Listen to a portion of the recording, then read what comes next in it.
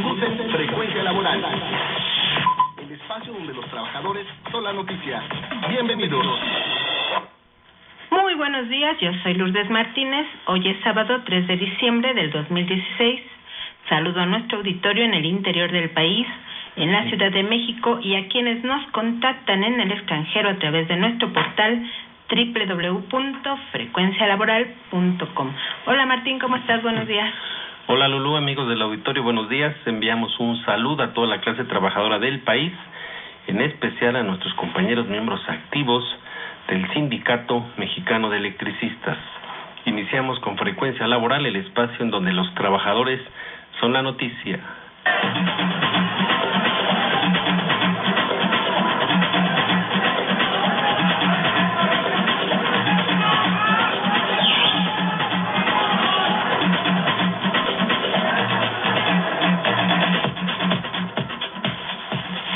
Hace 4 años entró en vigor la reforma a la Ley Federal del Trabajo el 1 de diciembre del 2012. Esta la aprobaron el PRI, el PAN, el Partido Verde Nueva Alianza, pero fue una iniciativa que retomó el presidente Enrique Peña Nieto de el anterior gobierno panista que encabezó Felipe Calderón y que venían muy aguerridos para que se aprobara, con lo que legalmente comenzó a haber formas de explotación laboral de principios del siglo XIX, de 1800. Más de 8 horas de trabajo, contratación por hora, sin pago de las extras, sin seguridad social, a través de intermediarios o tratantes de mano de obra. En fin, se impusieron formas de sobreexplotación laboral. Prohibido esperar respuestas, prohibida la voluntad, prohibidas las discusiones, prohibida la realidad, prohibida la libre prensa y prohibido el opinar. Prohibieron la inteligencia con un decreto especial. Si tú no usas la cabeza, otro por ti la va a usar. Prohibido olvidar.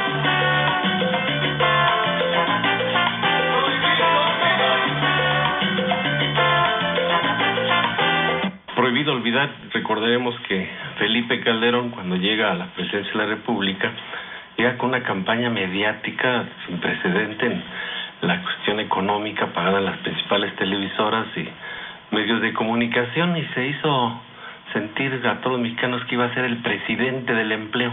Sí, pero con él se instauraron formas de contratación que más bien son de subempleo. Se impuso esa modalidad de acabar con el empleo formal de base con prestaciones sociales para contratar por temporada, por hora, por eventualidad y sin prestaciones. Ahí tenemos información y videos de las formas como se expresaba de los trabajadores y de los sindicatos ante el Consejo Coordinador Empresarial, por ejemplo, y los actos autoritarios contra el Sindicato Mexicano de Electricistas de 44,000 trabajadores a la calle. También le tocó el conflicto mexicano de aviación. Se agudizaron también la represión en contra del sindicato minero y contra cualquier forma de expresión de defensa de los derechos laborales y de los trabajadores. Pues sí, su reforma laboral fue retomada por el priista Enrique Peña Nieto y paradojas de la vida, ¿verdad? El PRI y el PAN se encontraron y todos los partidos satélite que votaron a favor. 2 años después, en el 2014, el Centro de Análisis Multidisciplinario de la UNAM hizo un análisis que encabeza el maestro Luis Lozano, quien se encuentra enfermo. Ya le llamamos, platicamos un rato con él, le deseamos que se recupere muy pronto y pedimos que nos hiciera un comentario sobre esto ahora a 4 años de distancia, en el 2016. El INEGI también refleja la mala situación en la que están los trabajadores mexicanos, Martín. Sí, efectivamente, tenemos que señalar que el Centro de Análisis Multidisciplinario ha venido colaborando con este espacio de frecuencia laboral y de acuerdo al último reporte también que hizo el Instituto Nacional de Estadística, Geografía e Informática de México, hay 54.7 millones de personas de la población económicamente activa, es decir, población en edad de trabajar, pero de estos más de la mitad o sea 29.881.137 mexicanos son subempleados. Vamos a escuchar lo que nos dijo el maestro Luis Lozano. Creo que ahora con la cuestión de la reforma laboral, que ya tiene ya su tiempo, pues ahora con la llegada del nuevo presidente de Estados Unidos, pues sí se presenta un escenario pues no muy bueno para los trabajadores y trabajadoras. En ese sentido tenemos que estar más organizados, más preparados para poder resistir más. Entonces un programa como el de ustedes pues tiene un papel fundamental para los trabajadores para poder informar, orientar, dar opinión, como lo hacen ustedes con todo respeto y pluralidad. Entonces, podría ser brevemente señalaría y por último agradecería pues a todos los que nos están escuchando de nuestro público, pues el público de frecuencia laboral, pues o el público de ustedes, ¿no? De que lo encabeza y bueno, pues mis respetos, nuevamente mis respetos. Y yo mientras yo tenga vida, pues en la medida de mis posibilidades, mis fuerzas, seguiré colaborando con ustedes. Bueno, pues desde aquí le queremos enviar un saludo al doctor Lozano y a todos sus hijos que participan con él en el Centro de Análisis Multidisciplinario de la UNAM, que son investigadores de la Facultad de Economía de la UNAM y que saben mucho sobre este tema. Pero también el día de hoy se encuentra con nosotros en el teléfono la maestra Josefina Morales, quien nos va a hacer un balance de qué ha pasado en el país en estos 4 años de reforma laboral. Muy buenos días. Buenos doctora, días, ¿cómo Lulú. estás? Buenos días a todos los compañeros, a Martín, al licenciado Luna, a todos, a cada uno. No me sé todos los nombres, pero por favor y sobre todo también a tu audiencia que crece día con día. En este mes, o en este año mejor dicho, no solo se cumplen 4 años del gobierno priista con Peña Nieto, se cumplen también 4 años de la aprobación de la Ley Federal del Trabajo, que fue en la práctica una contrarreforma laboral, una contrarreforma que canceló derechos establecidos desde la ley de 1931, heredera de la Revolución Mexicana, y se aprobó bajo el formato exprés de las iniciativas presidenciales preferentes, esto es, que se pasan a discusión inmediatamente y son aprobadas, por supuesto, inmediatamente. ¿Qué es lo que buscaba esta ley? Esta ley buscaba formalizar, legalizar las condiciones que en la práctica había ido estableciendo el capital bajo el neoliberalismo, bajo los últimos más de 30 años que sufren los trabajadores, este tipo de política económica que hace descansar la crisis sobre condiciones de trabajo y de vida. Estas condiciones de trabajo lo que aceptan es el outsourcing, liberalizan el despido de los trabajadores con bajo costo para los patrones, estableció el trabajo por horas, estableció también el despido barato y además diferentes condiciones de trabajo para los mineros y sobre todo para los jóvenes, por sectores, ¿no? Se aprueba que haya pruebas, periodos de prueba, de capacitación inicial, de prueba inicial, más de 6 meses o hasta 1 año o por periodos, y despedirlos sin que el patrón tenga costo alguno. O sea, esto en la práctica va anulando, formalizando la anulación de derechos fundamentales conseguidos por los trabajadores en sus contratos de trabajo. A esto también se le agrega o continúa, es parte de esto, pues ni más ni menos que la supuesta reforma educativa, que es, como sabemos, una contrarreforma laboral. La reforma, esta nueva Ley Federal del Trabajo, no buscó la democracia sindical ni la rendición de cuentas de los dirigentes corruptos, ni mucho menos acabar con los contratos de protección, que como sabemos es una modalidad mexicana que lesiona o impide, mejor dicho, la organización de los trabajadores, los auténticos sindicatos democráticos. O sea, lo que todo buscaba era acabar con el derecho de huelga.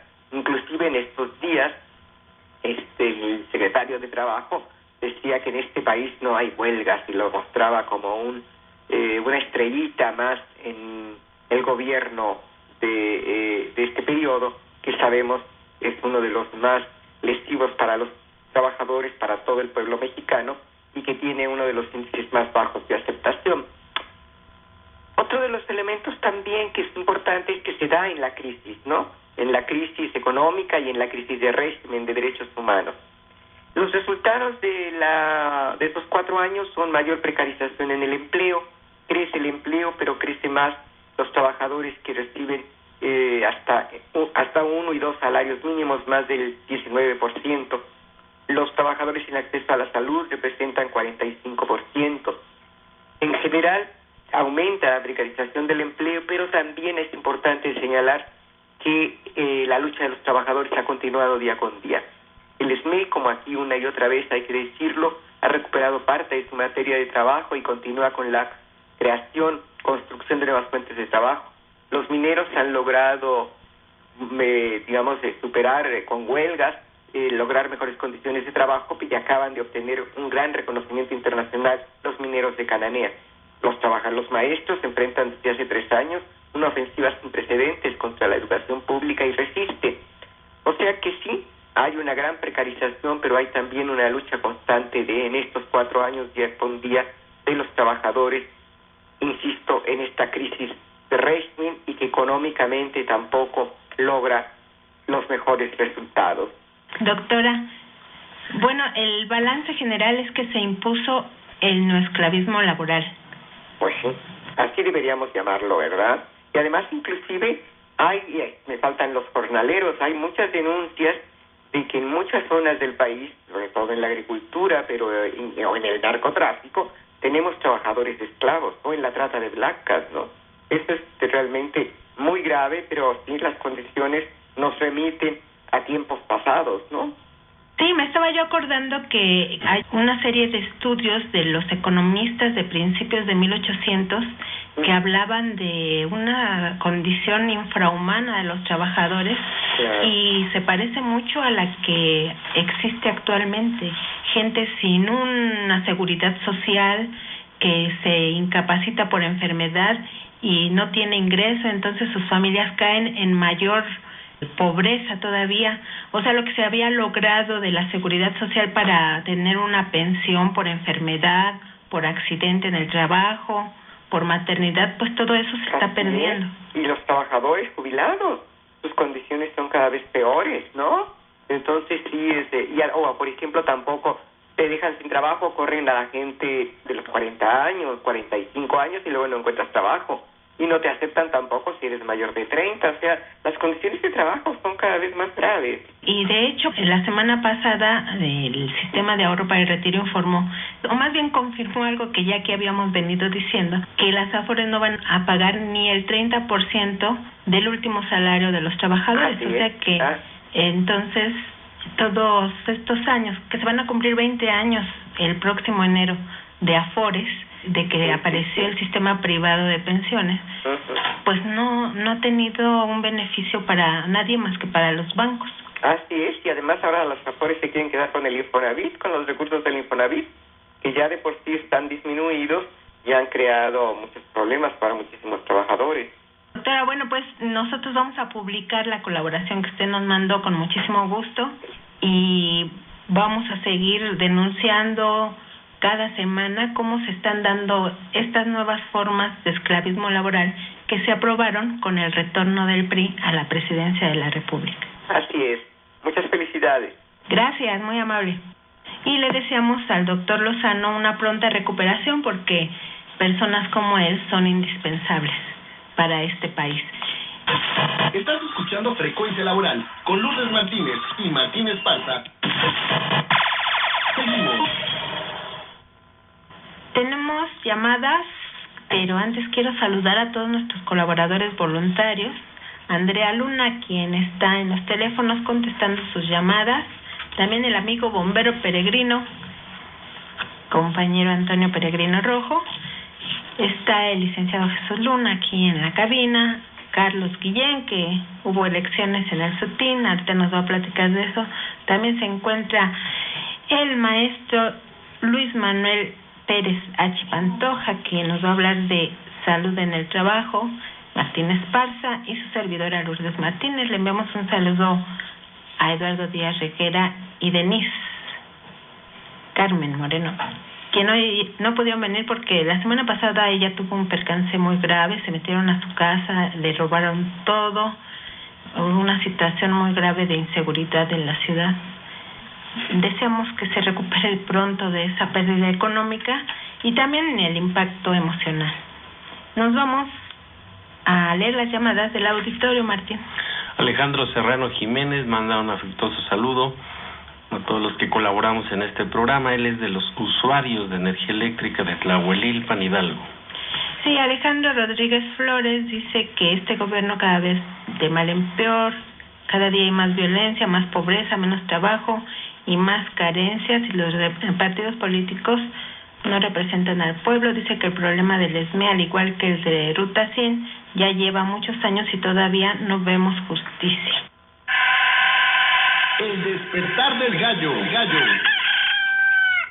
De acuerdo a la Ley Federal del Trabajo, ¿de cuántas horas es la jornada máxima de trabajo?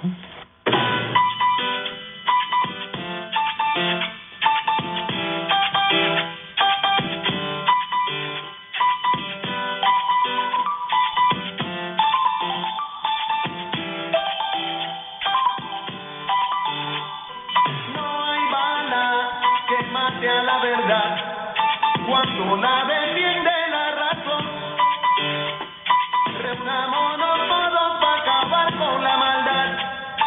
Muévete y pon todo el corazón aquí y allá.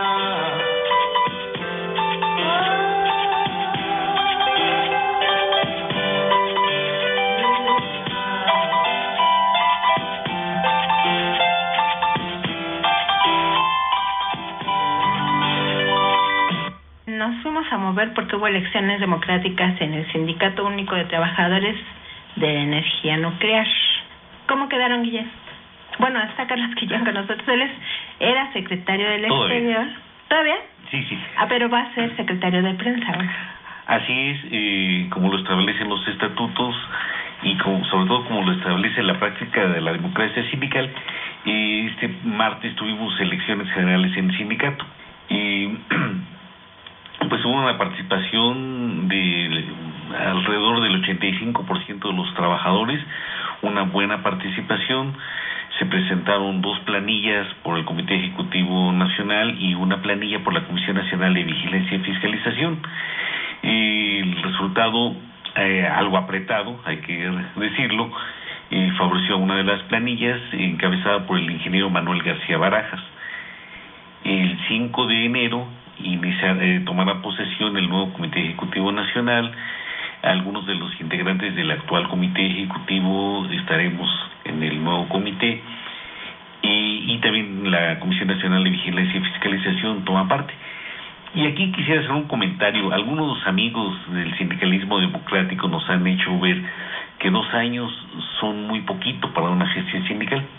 Probablemente sí, pero lo hemos discutido mucho en el sindicato y los compañeros han llegado a la conclusión de que están bien 2 años, de que a lo mejor sí es poco para desarrollar algún trabajo político y sindical, pero que es preferible que se renueve cada 2 años el mandato. Hay la posibilidad de participar hasta en 3 comités ejecutivos consecutivos, y los compañeros lo que han planteado es que mejor que haya nuevas elecciones y que si alguien hizo un trabajo adecuado que se ratifique y no alargar el periodo sindical. Entonces esa es la situación. Hubo una muy intensa discusión durante la campaña, por momentos tal vez un poco ríspida, pues, pero en el sindicato siempre hemos acostumbrado, una vez que se hacen las elecciones, el comité ejecutivo tiene por un lado la obligación de trabajar para todos, no nada más para quienes hayan votado por él, pero también todos los trabajadores agrupándose en torno al comité ejecutivo electo, que es finalmente el representante de los trabajadores.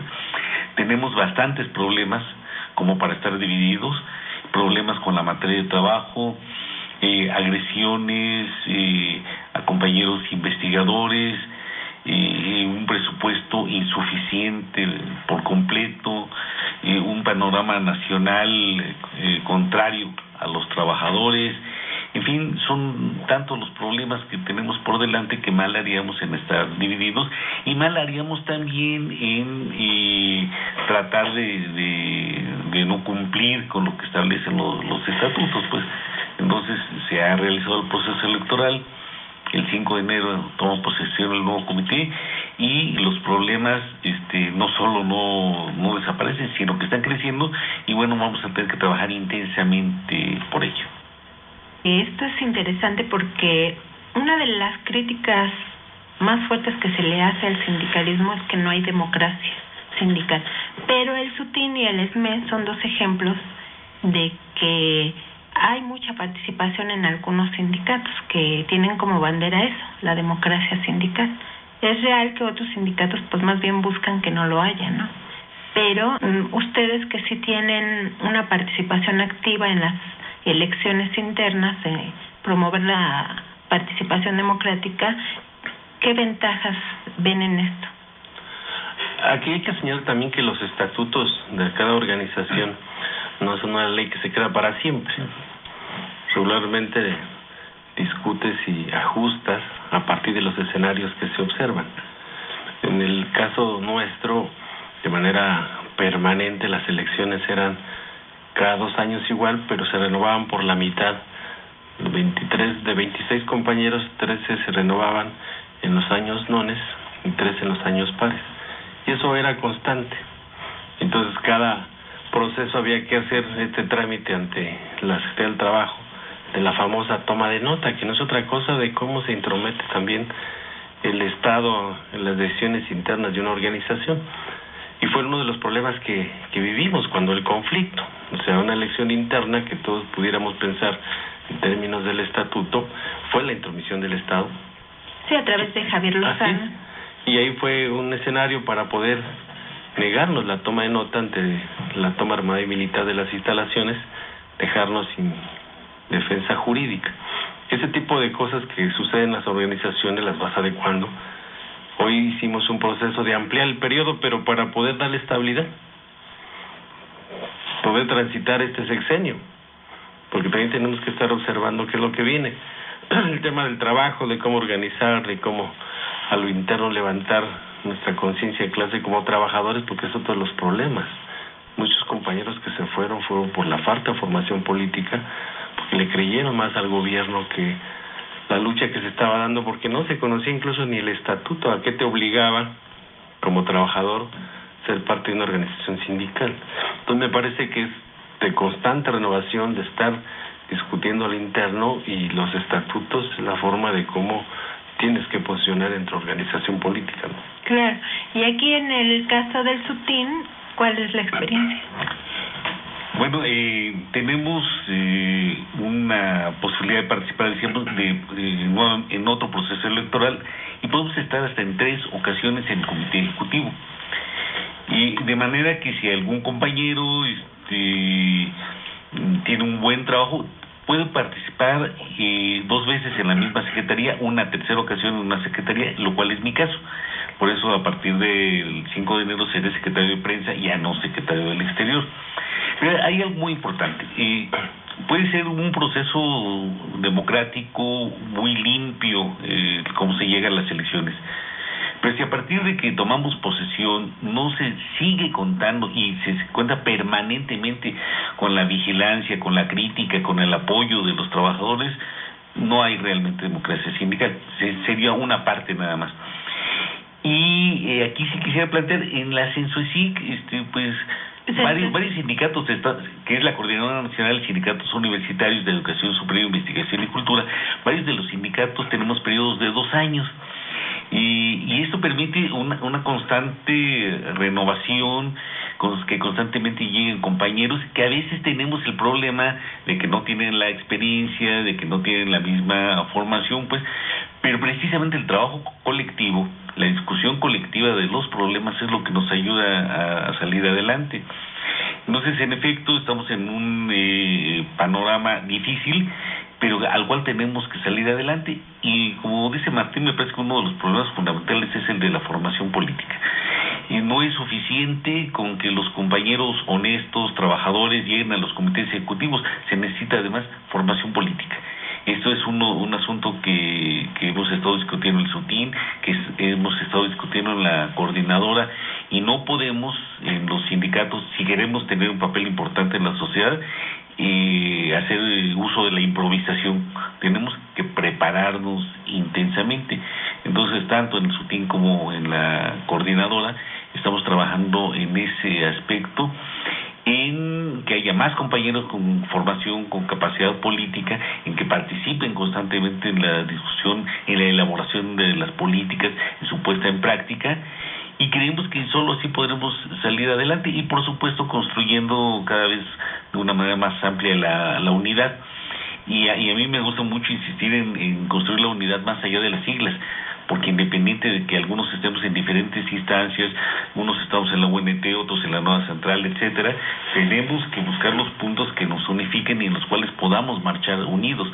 Y me parece que las agresiones, la política económica es algo que nos debe hacer ver que tenemos que trabajar unidos en ese aspecto. Lo hemos hecho en el pasado en diversos aspectos, y me parece que por ahí tenemos que trabajar.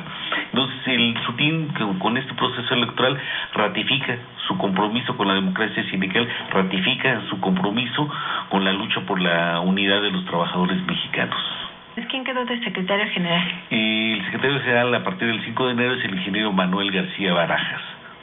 Estás escuchando Frecuencia Laboral con Lourdes Martínez y Martín Esparza. Seguimos. ¿Sabe usted qué es seguridad social?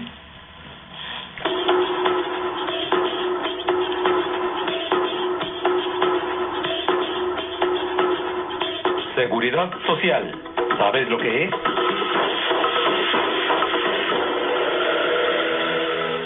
Licenciado Luna, muy buenos días. Buenos días, me da gusto saludarlos a ustedes y a Martín y a todos los compañeros.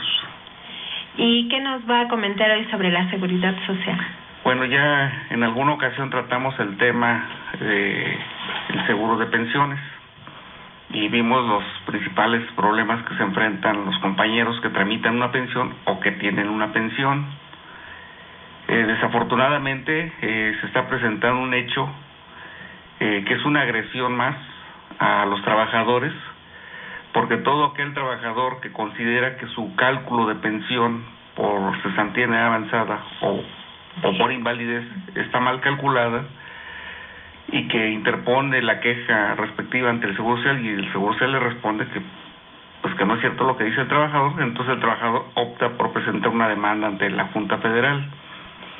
Y una vez se presenta ante la Junta Federal, empiezan las amenazas por parte del jurídico, y según ellos, según el jurídico, porque son bastantes abogados, no olvidemos que es de las instituciones que más demandas tiene aproximadamente cerca de 170,000 demandas el Seguro Social, principalmente por pensiones de todo tipo, y pues para eso contrata tanto despachos particulares como su propio cuerpo de abogados que tiene.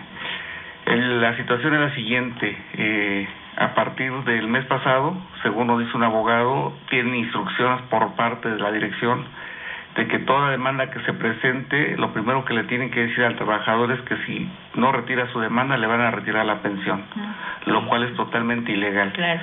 Nosotros lo que le sugerimos... Ilegal e inconstitucional. Efectivamente.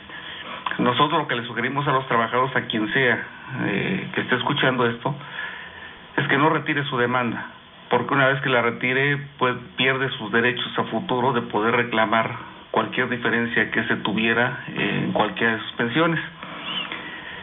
Y sobre todo esto va a impactar no solamente en su vida, lo que él reciba, sino va a impactar a su viuda o a sus hijos en el caso de que fallezca el pensionado, porque es una parte de la pensión lo que les toca a ellos. Bueno, quiero comentarle al auditorio que hay varios tipos de pensiones. Sí, hay unas pensiones por enfermedad para los trabajadores que están afiliados al IMSS o al ISSSTE o a las Fuerzas Armadas, al ISFAM se llama, y a otros tipos de instituciones que dan seguridad social, es decir, que dan atención médica y seguros de vida, de enfermedad, de riesgos en el trabajo y por vejez y cesantía. Entonces hay esos 4 tipos o 5 tipos de pensiones.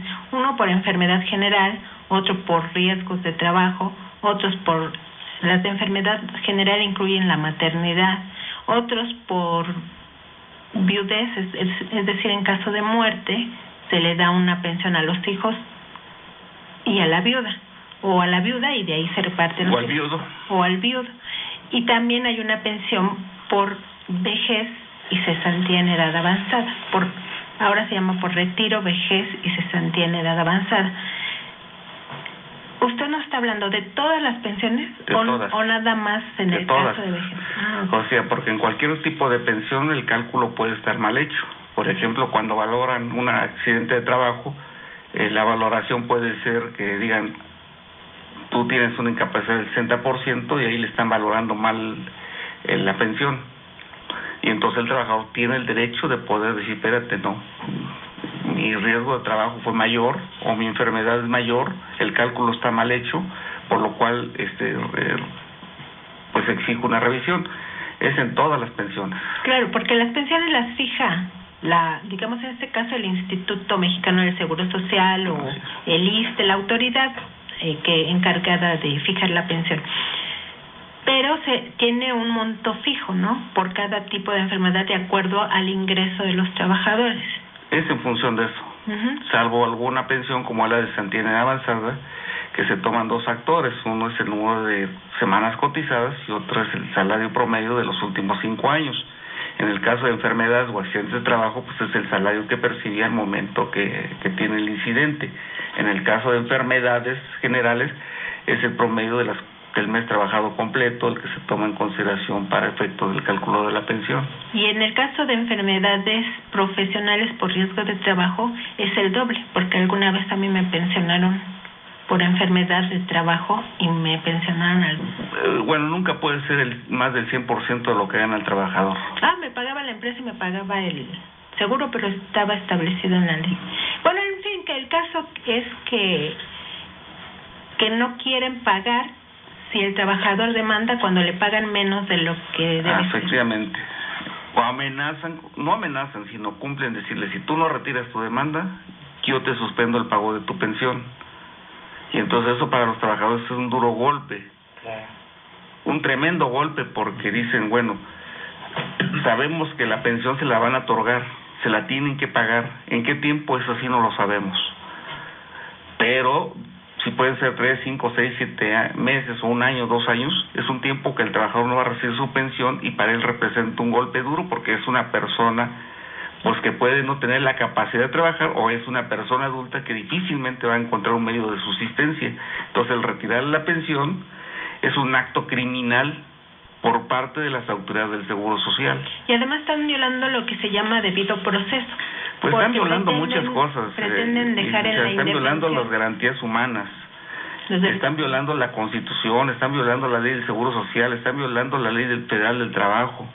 Entonces ahí procede una queja ante derechos humanos. Procede una queja ante derechos humanos y una denuncia penal, porque están cuestionando de una manera y una amenaza directa a una persona, y eso no puede suceder.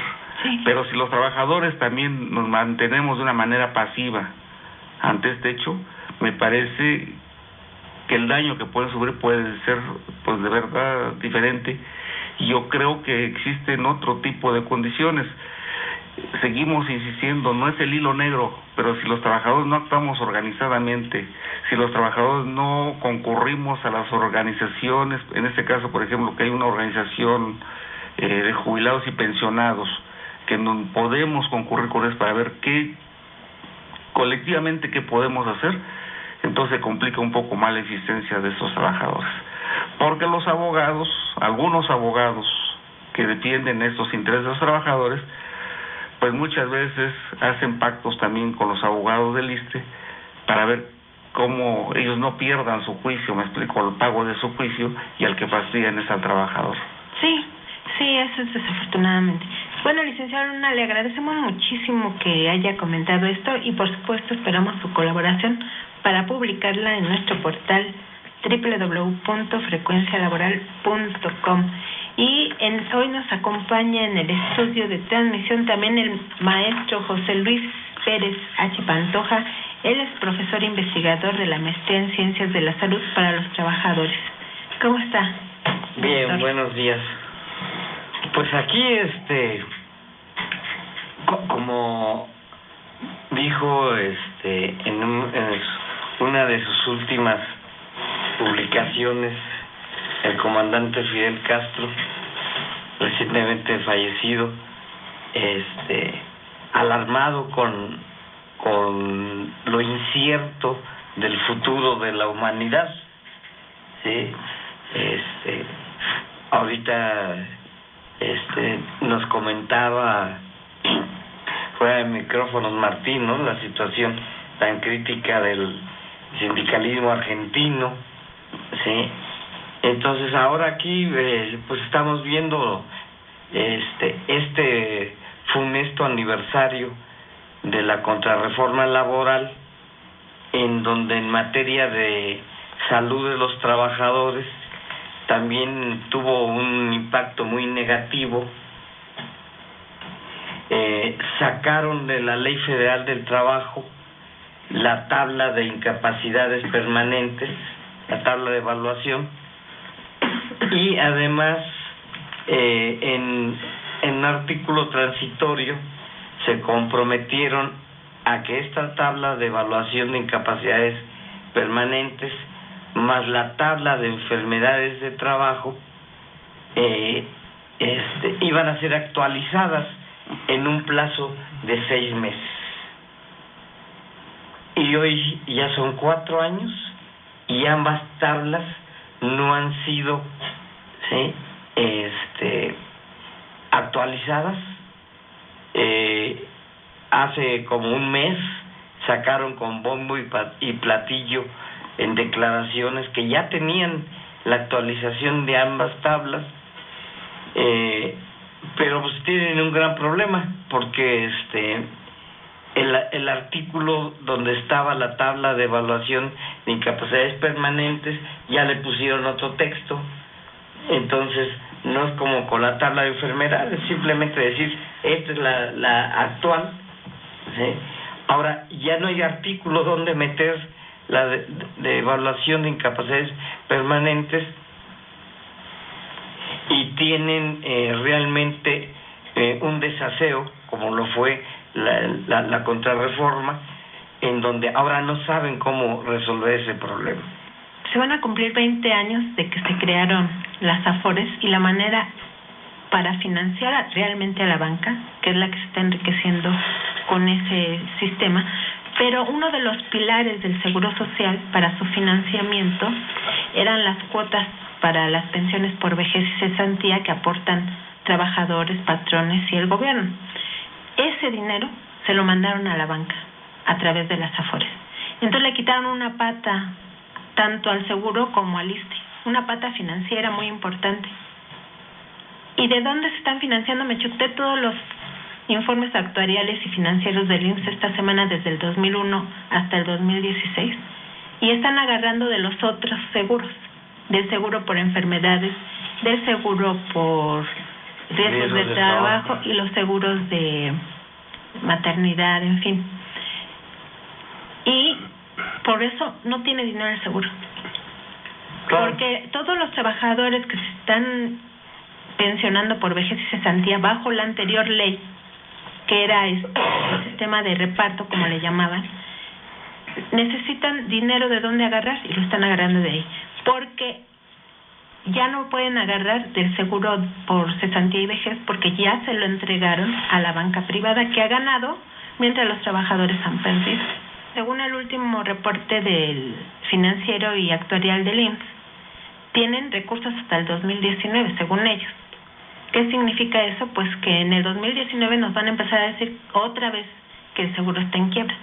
Pero está en quiebra porque le mandaron a los empresarios privados financieros el dinero de los trabajadores. Sí, y son insaciables, porque ahora se van sobre los fondos del Infonavit, ¿sí?, sobre los recursos.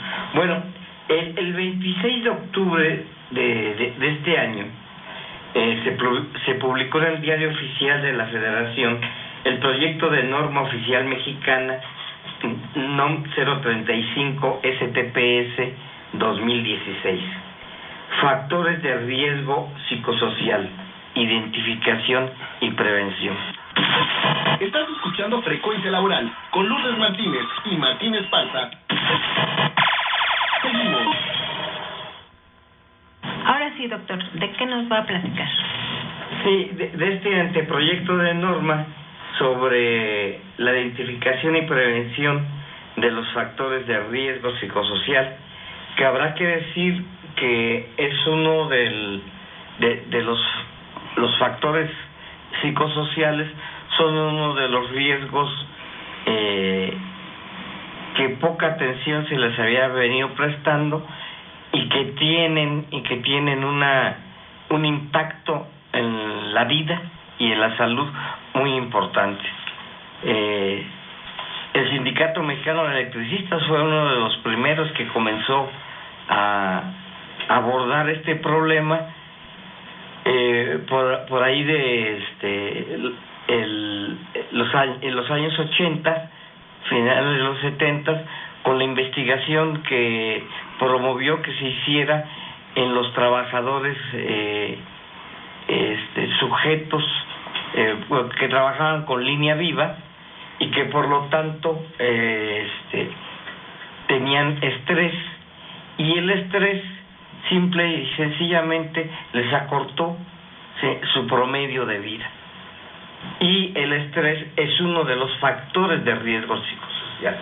Entonces acaba de salir esta norma que va a regular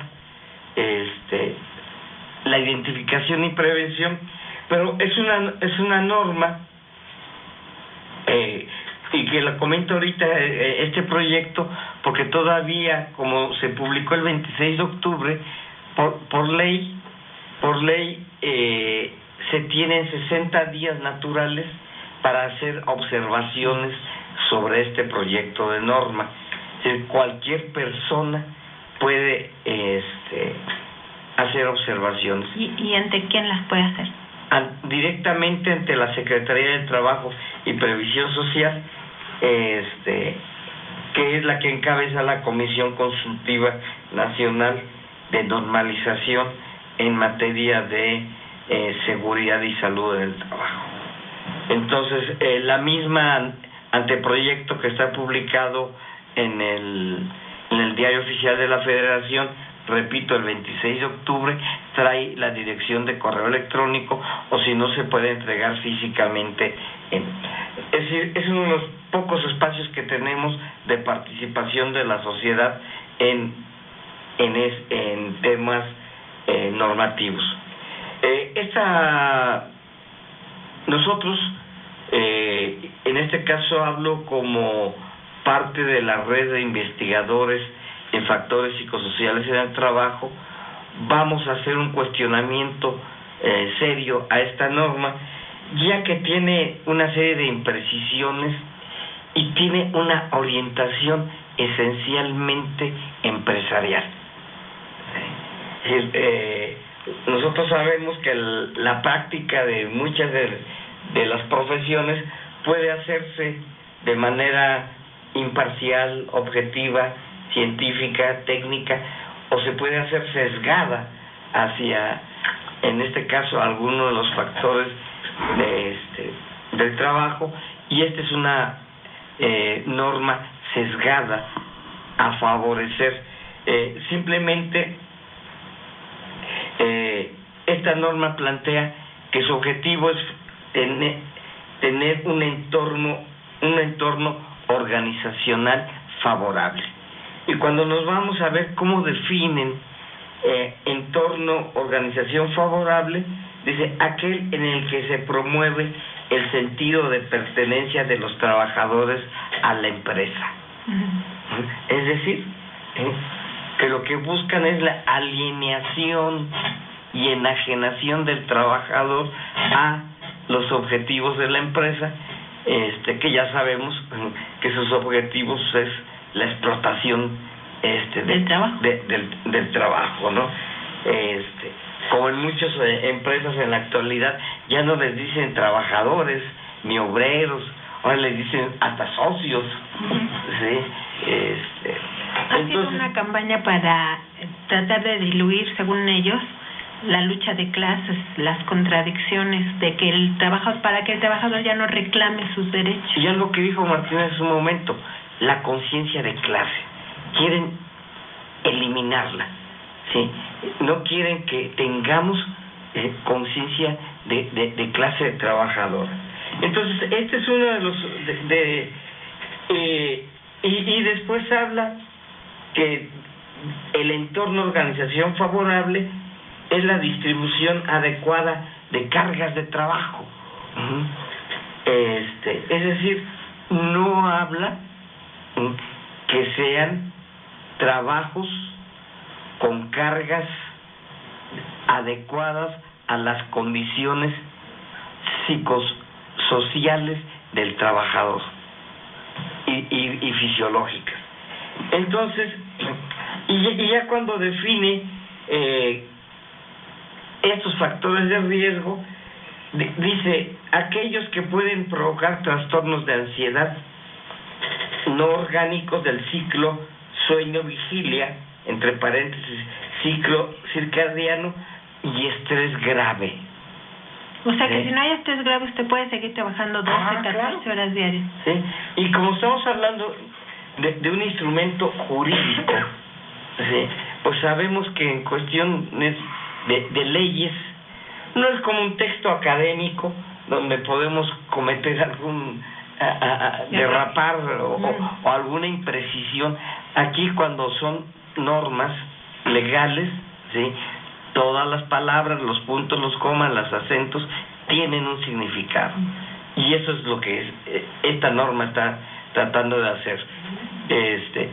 Dice estrés grave, solamente, ¿y quién va a calificar?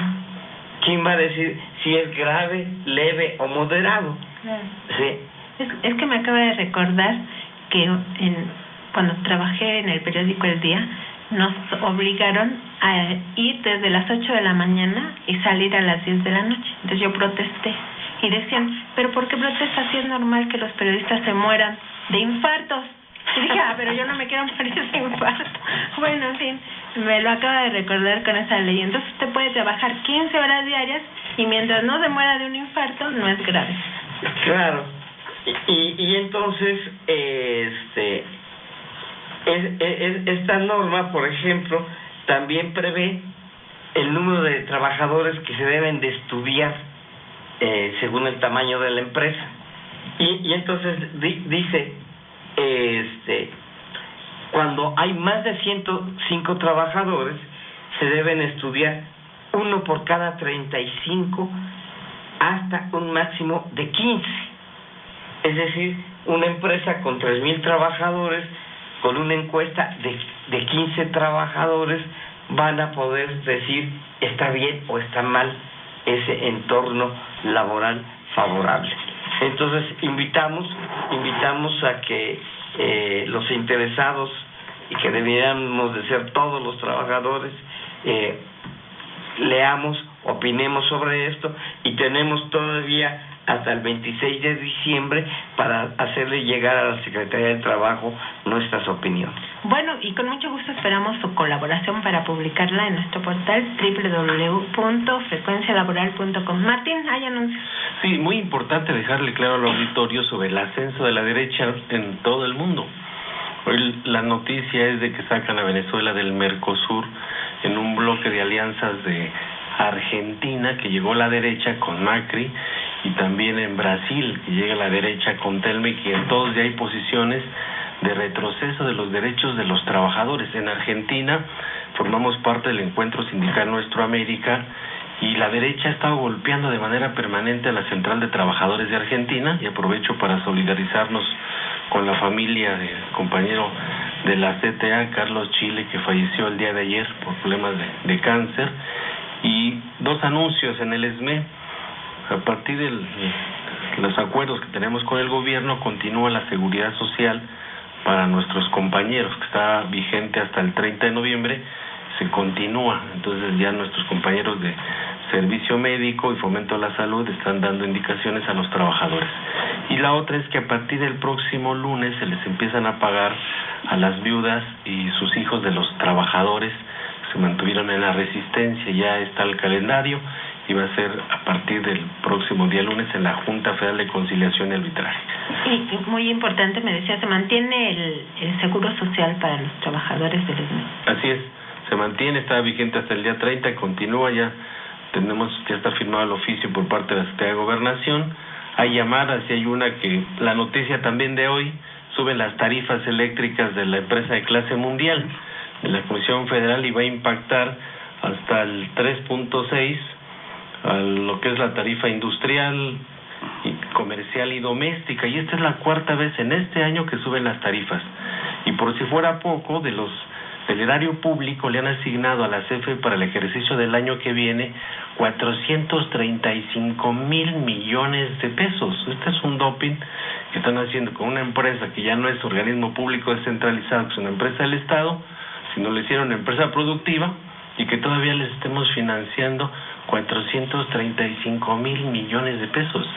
Y me dicen que en Atizapán, dice un compañero jubilado que anda en camionetas de la CFE muy prepotentes. Bueno, pues ya sabemos los del ESME qué es lo que tenemos que hacer. Aurelio Gutiérrez también, un saludo. Blanca Quintero, que en Tulancingo casi no llega la señal, y hay otras llamadas. Sí, y Julieta García, que pregunta que qué puede hacer legalmente para que cese el hostigamiento de Comisión Federal de Electricidad contra los usuarios.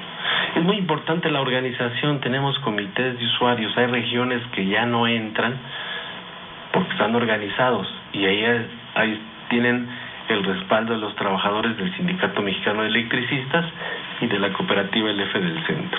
Rafael Chávez, que dice que este año las pensiones van a subir 2.3% en el IMSS, y Elisa González, que le acaba de contestar Martín que aún tienen vigente el Seguro Social. Así es. Nos vamos rápidamente con el bombero peregrino. En un minuto nos dice su carta.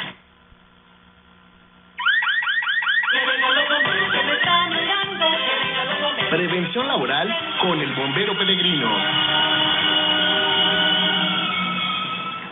Hola, muy buenos días. Les habla su amigo el bombero peregrino. Hoy les platicaré de la inspección de los hidrantes y mangueras.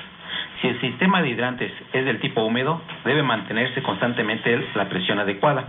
Si el sistema se abastece de un tanque de agua, la inspección debe mostrar que el nivel del agua sea el apropiado.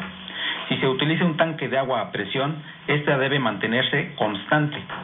Las válvulas deberán revisarse regularmente.